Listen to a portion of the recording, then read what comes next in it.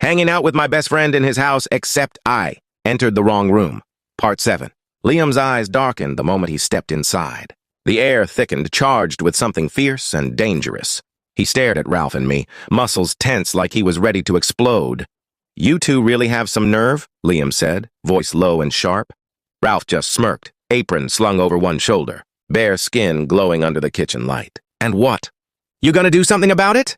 Without warning, Liam swung first, his fist cutting through the air toward Ralph's jaw. Ralph was fast, blocking the punch with a harsh smack. The clash was electric. Then Ralph retaliated, striking Liam's ribs. Liam grunted but didn't back down. The fight was on, wild, messy, and desperate. My heart thundered in my chest. This was more than a fight. It was a battle over me, and none of us wanted to lose. Liam moved in for another hit, but suddenly Ralph shoved him hard, breaking the momentum. His voice was low and commanding. "Enough." Liam froze, chest heaving, but Ralph wasn't done. He stepped between us, eyes sharp as blades. "Stop this. It's pointless." The tension hung thick until Liam, breath ragged, grabbed my arm. "Jacob, come with me. We need to talk, alone." Before I could protest, he pulled me down the hallway to a spare room and shut the door softly behind us. Inside, dim light softened Liam's fierce expression. He released my arm but kept his hands close, as if afraid I'd disappear. "Why did you come back here?" he asked, voice raw. I swallowed hard, eyes flicking away. "Because I wanted to see him. Ralph. Not you." Liam's eyes sharpened, flickering with anger and something raw and desperate. "So it was him all along?" "Yeah," I admitted. "I'm tired of pretending I don't want him." His jaw clenched. "You think you can just choose? I was your first, remember?" I shook my head, voice barely a whisper. "I don't know what I want." "I want you," he replied, and suddenly Liam was on me, hand sliding around my waist, pulling me flush against him. His lips crashed onto mine, rough, desperate, full of years of buried feeling. My fingers tangled in his hair as he deepened the kiss, hands roaming beneath my shirt, skin warm and electric. I couldn't move. Was my best friend really doing this to me? I don't want this. I don't want him like this. But then the door rattled, Ralph's voice sharp outside. "Liam, open up. This isn't a hostage situation." Liam froze. "I'm not locking him in," he said through clenched teeth. I took a shaky breath. "Let him in, please." The door swung open and Ralph stepped inside, eyes blazing. Shirtless, apron hanging loose, wild and dangerous.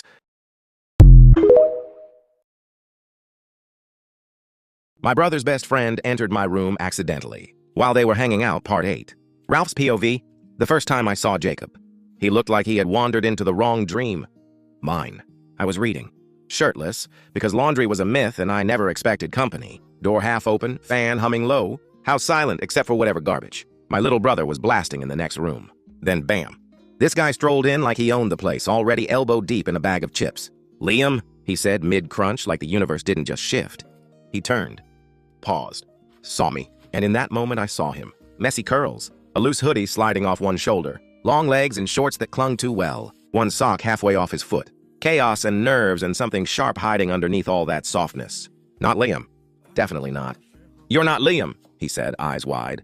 I didn't even answer at first. I flipped the page of my textbook, pretending not to be amused. He looked like a deer caught in headlights. Adorable. Dorky. Kind of perfect. "You want something or just here to stare?" I asked. His response? He ate the chip. My lips twitched, but I held it together. "Wrong door," he mumbled. "You're the best friend?" He looked like I'd just accused him of something illegal. "How do you know that?" "Liam doesn't shut up about you." "It's annoying." He tried to play it cool, but his ears went pink. God, he was doomed. I knew it before he did. Then I said he could stay, just to watch him squirm, to see if he'd actually do it. He didn't. But he did run, tripping over his own feet and practically knocking himself out on the doorframe. And before he could disappear, I called out the line that sealed everything. "Next time you walk into my room, don't wear shorts that tight if you don't want to start something." I didn't expect him to look back. But he did. And his mouth opened like he wanted to say something, but didn't.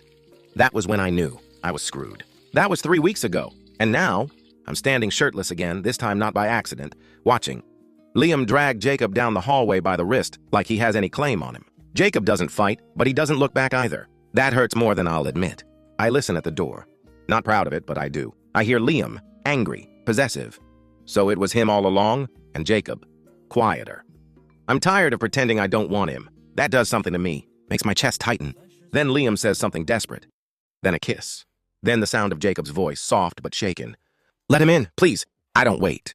I shove the door open and step inside. Jacob's standing near the bed, flushed and tense, like someone caught in the middle of a storm. Liam is too close to him, too calm. I see red. Back off, I say. Liam glares. You don't get to walk in like this. I do when you're cornering someone who doesn't want you. You think you're better than me? I stare him down. I don't think, I know. Liam's laugh is bitter. You barely know him. I know enough. He's mine. No, I snap. He's not. He's not anyone's. Liam turns to Jacob. Tell him. We had something. He doesn't even know you. I look at Jacob, then back at Liam. My voice sharpens. I know he likes movie marathons, but never finishes them. I know he'll never admit how scared he is of being wanted too much. I know he hated that hoodie he always wore but didn't want to seem like he cared about how he looked. And I know, I turn to Jacob, that he stayed up till 3 a.m. listening to the playlist I sent him, even though he said he hated my taste in music. Jacob stares at me, stunned. Liam scoffs. Cute. It's not about being cute. It's about seeing him. You want him because you think he's yours. I want him because he's him. Liam clenches his fists. You weren't there when he broke down. When he got the news about his mom. When he stopped showing up to school. I held him through that. And maybe he's right. Maybe I wasn't there. But I'm here now. I take a step toward Jacob, voice softer. You don't owe either of us anything. But you deserve someone who won't turn you into a prize to be won. Liam scoffs behind us. You think saying a few pretty things makes you better? I think I'm not the one treating him like property. Liam lunges like he might actually hit me, but I don't move. Jacob steps between us. Stop. We both freeze. His voice is quiet, wrecked. I can't do this. He looks at Liam first. You keep telling me I'm yours, but I'm not something you get to own. You loved me once, maybe, or maybe you just liked being the one who knew all my cracks. Then he turns to me. And this part hurts more. You made me feel seen, wanted. And I think part of me really wants to believe that was real. But everything's moving too fast. I feel like I walked into something I wasn't ready for. And now everyone's bleeding and I'm the one holding the knife. The silence is thick. Liam looks angry. But underneath it I see it, the hurt. The disbelief. Like he really thought this would end with Jacob running back to him. I don't say anything. I just nod. Because I get it. Jacob's voice is steady now. I'm not picking anyone. Not right now. He steps back from both of us, like he needs the distance to breathe. I just need time. I need space to figure out who I am when no one's pulling me in opposite directions. He looks at me again, almost apologetically. I didn't mean for this to get so messy. Hanging out with my best friend.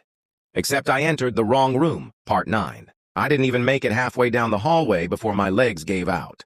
I sat on the stairs like an idiot, palms pressed to my face, breathing like I'd just run a marathon barefoot. What just happened? No, I knew exactly what just happened.